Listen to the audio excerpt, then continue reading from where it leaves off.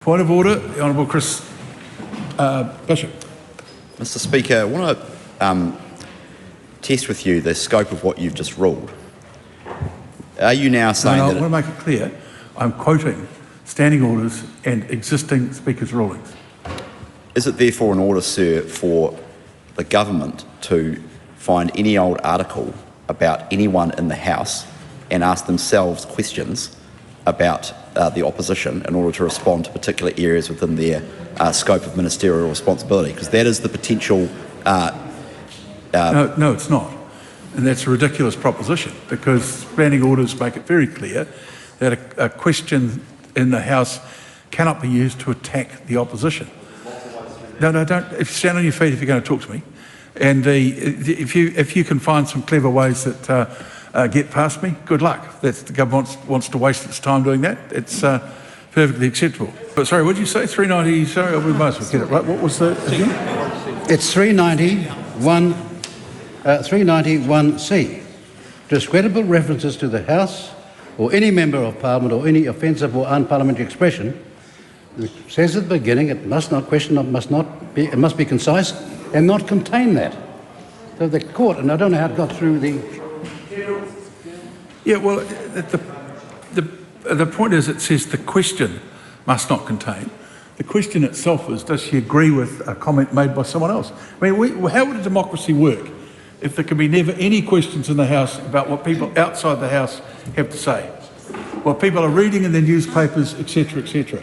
Why would you want to deny the Minister the opportunity to refute that? Speaking of the point of order, the Honourable Chris Mr Speaker, this question refers to girl bosses and hype squads.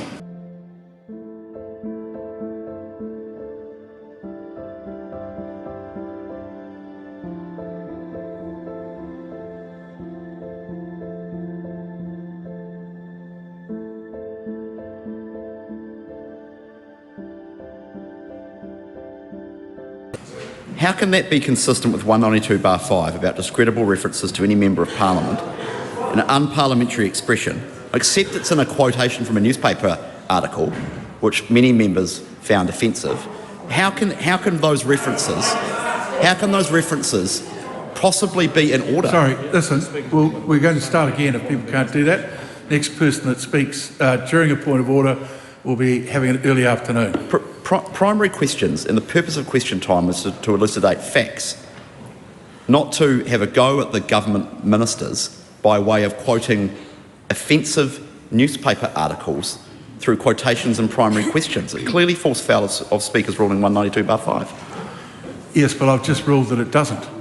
So that is the end of that. I'm now telling the House that the first supplementary does not relate to the primary.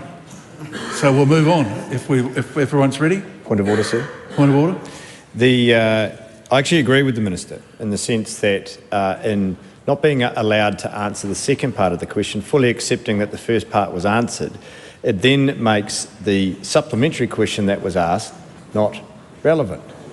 If the second part of the question was addressed by the Minister, it is absolutely, the supplementary was absolutely linked to the primary, sir. Yes, but you can't, you can't suppose what the second part is.